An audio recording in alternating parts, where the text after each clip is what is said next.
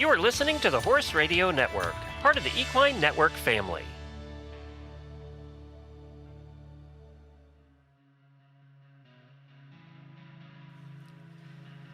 Welcome to the Rides Winning Insights, Horse and Rider's mini-sode series where we share audio lessons from Horse and Rider OnDemand trusted Western professionals.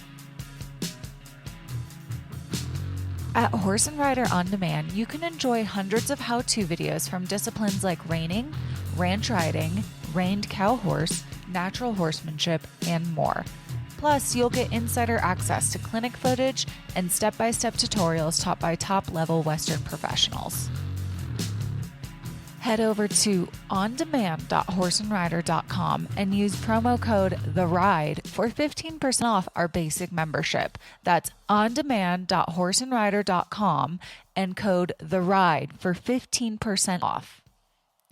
On this week's Winning Insights episode, Horse and Rider OnDemand expert and Western dressage trainer Tim Christensen talks about the importance of going slow during a horse's training process. This week's episode is brought to you by Cosequin ASU Joint and Hoof Pellets. Cosequin ASU Joint and Hoof Pellets contain quality ingredients to support joint and hoof health and leave out the fillers, molasses, and alfalfa, all while delivering the taste horses love. The color of our ingredients shines through for a difference you can see. Visit cosequinequine.com to learn more. Now enjoy this week's training clip.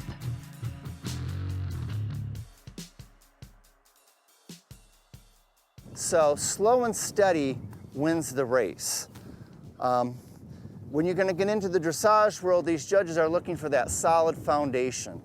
And sometimes we live in a society that we want to be fast and quick, but I had a veterinarian a couple years ago from the Ocala area was down here doing some stuff, and he made a comment to me. He said he did a lot of his practice was dressage horses because these riders spend years and years and years developing them to go up the levels. And they don't want to get into these horses at 12 and 14 years of age and then run into problems. So these people were always thinking ahead.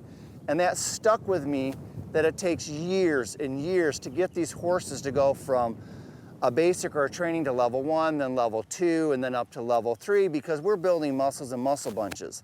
One of the things that you want to always watch is don't force it. Sometimes we look at these and we come from the background with patterns that we'd like to drill things into horses and over thinking that more is better. But in the dressage world, what I have learned is when we're running into resistance, it's not that the horse, now sometimes they're going to cop a little attitude on us, but for the most part, these horses are going, wow, this is really hard for me. And I don't have the muscles. This mare's weak behind. We're working this year to develop her hindquarters so she can do some of these maneuvers much easier. She did level 1 last year. We're going to pretty much keep her level 1 this year, and then we'll start with level 2, but she needs to get a little more solid, a little more stronger, a little more confident in that level.